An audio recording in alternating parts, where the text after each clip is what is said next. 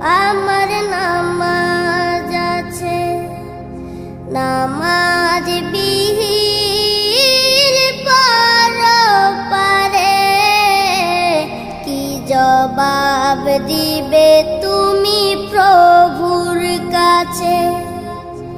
প্রভু